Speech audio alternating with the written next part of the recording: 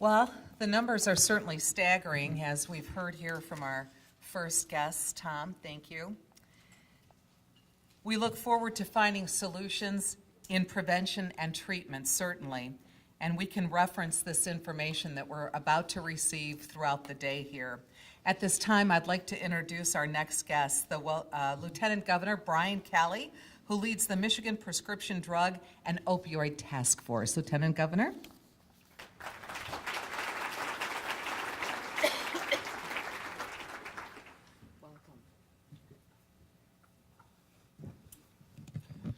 Thank you so much for the invitation to be here, but especially for your dedication and your focus and determination to stem this tide.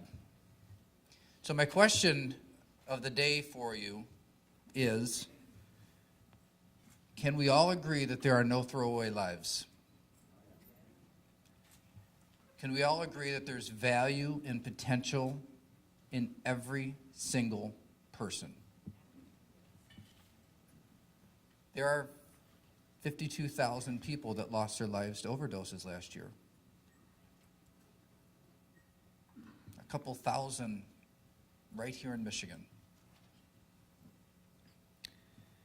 Originally, our society tried to treat addiction with the law enforcement system.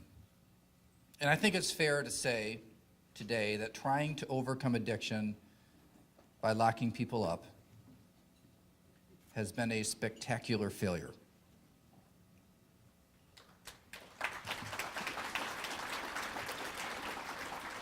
The statistics prove that. The number of drug-related crimes and the number of overdoses and the number of lost lives prove that fact. Addiction is a healthcare issue, and it requires a healthcare response. It means that our response has to address the addiction, not just the symptoms of the addiction. A few years back, we started work on changing the law. We call it the Good Samaritan Law, because we were seeing this situation rise up where particularly young people, but not just young people, we're facing a decision while witnessing the overdose of a friend. See if that other person who is in a position to help also has an illegal substance in them. They're now faced with making that choice. Do I risk going to jail by calling 911 or not? And we want our society to always err on the side of life, on saving lives, on second chances and fewer funerals. And so why not remove that risk? Why not change the law to create a safe harbor that a person can seek help without fear of being put in jail? And so at first it started just for kids. But the question was, what if the person having an overdose and their friend happens to be 23 years old? Are those lives any less worth saving than if they're teenagers? And so thankfully, the job was finished and the law was changed in order to put every single life ahead of those types of judgment calls on whether or not to call for help. Our law enforcement system is now stepping up in a really big way. We see examples of that happening all across our state and across the country. One though, that I wanted to give to you comes from Macomb County, where they had 100% of the law enforcement agencies across the entire county agree to participate with a nonprofit that was started by Judge Linda Davis, to where any person can walk into any police station anywhere in that county and say, I need help, without fear of going to jail. And then the nonprofit organization will send a person immediately to stay with the person who asks for help. We never know how many opportunities we're going to get to help a person when that person is ready to be helped. And so you have to take advantage of every single one of them. And so what's happening is that individuals are coming in and they're saying, I need help, and then they have a person that is right there next to them until they find the help that they need. And they're having great success with the handoffs. It's only been rolled out for a couple months, and the results have been so impressive, so much so that it's spreading beyond law enforcement and going into emergency rooms, where doctors are saying, we're saving people from overdoses, but sometimes I'm seeing the exact same person in later on that day. And so if we had a warm handoff, if we had a better connection, not just treating the immediate emergency, but helping the person to get into treatment, of course, the long-term outcomes will be better. To overcome this epidemic, we will have to work together. We have to let go of the old boundaries and the silos that we're used to working in. We can't take the attitude that this isn't my job. This epidemic is society's problem, and so it's everyone's job. Naloxone and Narcan are now available over the counter in Michigan, another change that came from the Opioid and Prescription Drug Task Force. And as administration becomes easier, what I'm so excited about are schools, first responders, law enforcement agencies, and now families of loved ones who are trying to overcome addiction are more easily equipped with the antidote for an overdose. And one of the tragic stories that's often not told are how many of the people that die of overdoses that are exactly the people who are trying to recover. And it's hard to understand sometimes, particularly those of us who have close family members who have struggled with opioid addiction. Sometimes it's hard to understand that recovery is rarely, or maybe I could say never, a straight line. That relapses do occur. And it's not because of willpower, it's because of biology.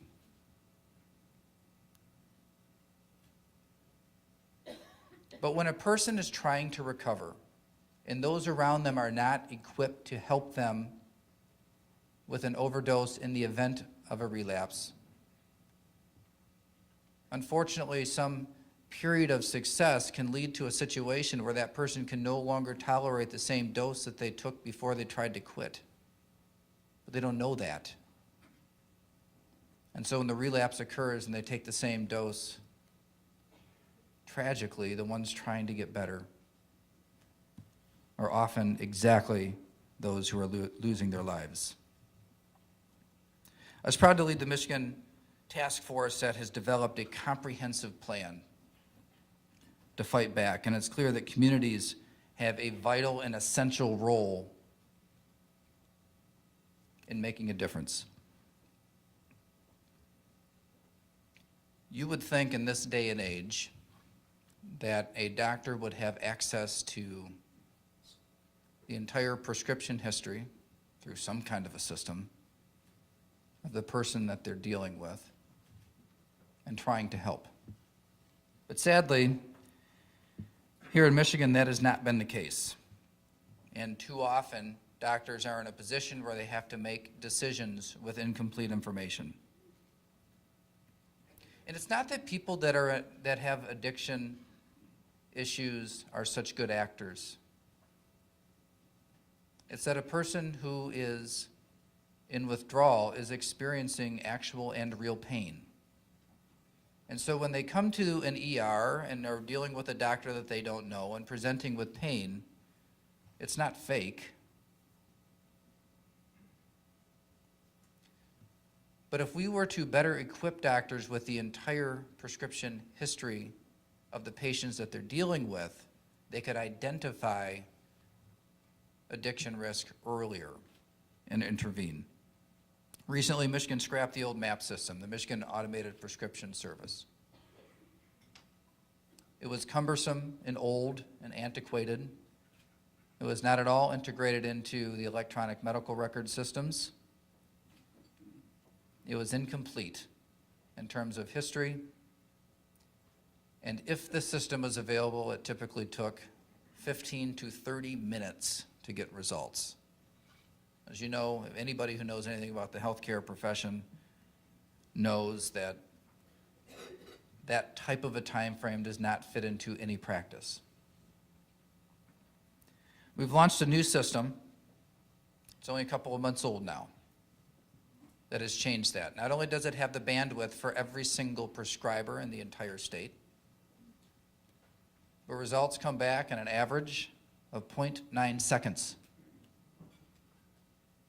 We have more and more prescribers every day that are signing up to use it. And the more that we have that are signing up to use it, the more effective we'll be at identifying addiction earlier. This is going to be an important tool in Michigan's future.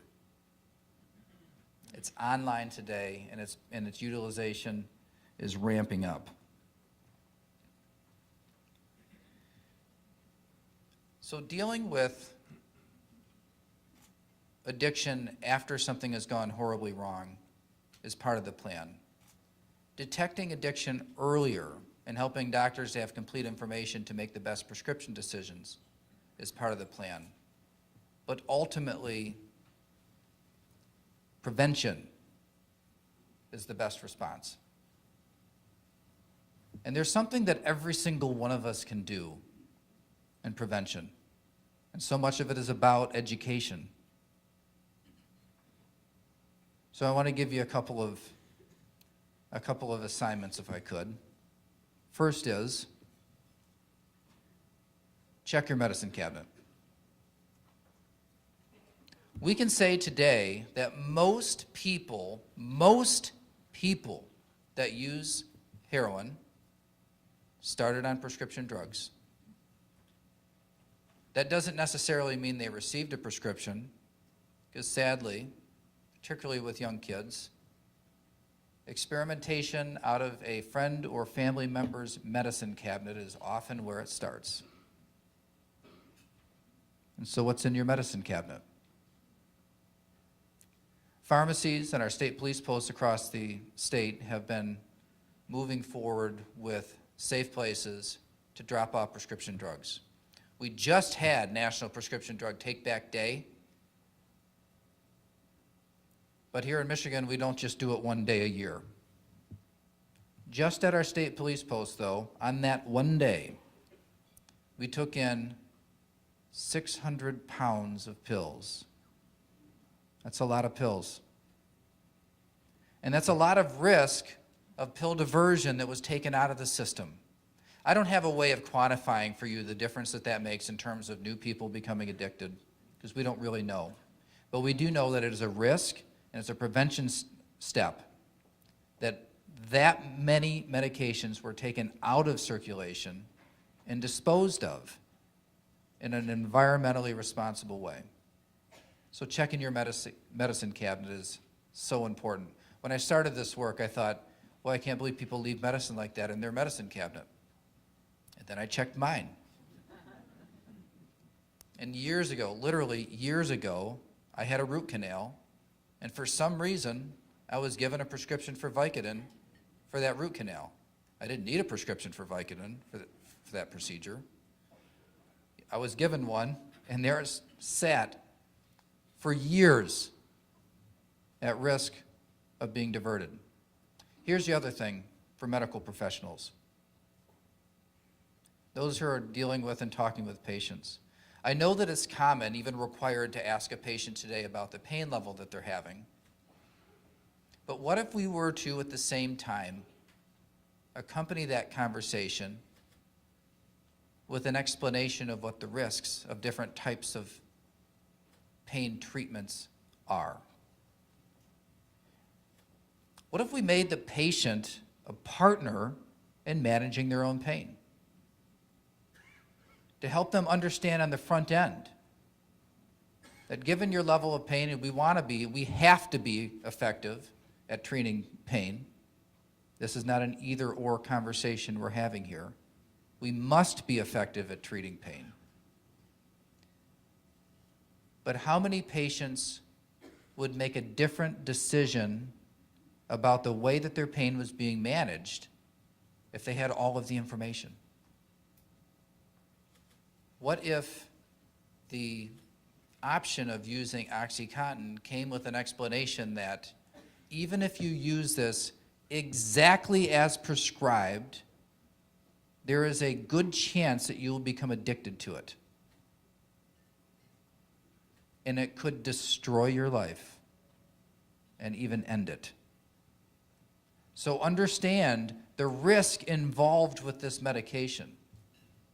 Because there's this assumption that patients have that if I get a medication from my medical professional, that it's safe.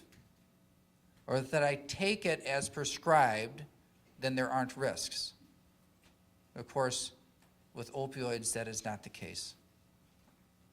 And so let's make our patients partners in the decision to make sure they understand the risks.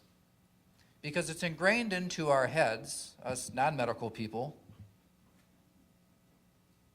the instructions that we get with antibiotics. Even after you start feeling better, make sure that you take every single pill until they're all gone, which is horrible advice for painkillers.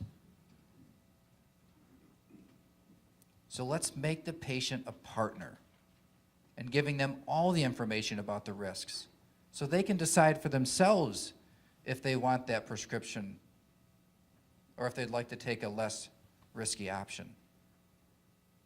Prevention is going to be our best long-term strategy. So if we can move forward today, the connections that are made in this room across the law enforcement system, the treatment system, our mental health agencies, in our hospitals,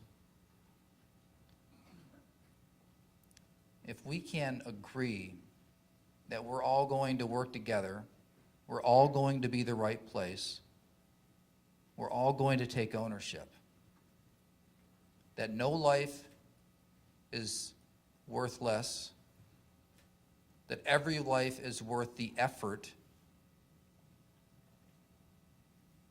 then I believe we can overcome these horrific statistics that we face today. That we can turn this around. That the solutions lie in our communities with people that are willing to take some chances, to do things a little bit differently, to believe that every person is worth the effort. And redemption isn't just a word, but it's the way we all operate. So if you're here, that means that you're part of that. I want to thank you for being determined to find a solution. I have so much confidence that Michigan has all the pieces, all the tools, all the people that we need in order to make this happen. So let's take it together and make it happen. Thank you all.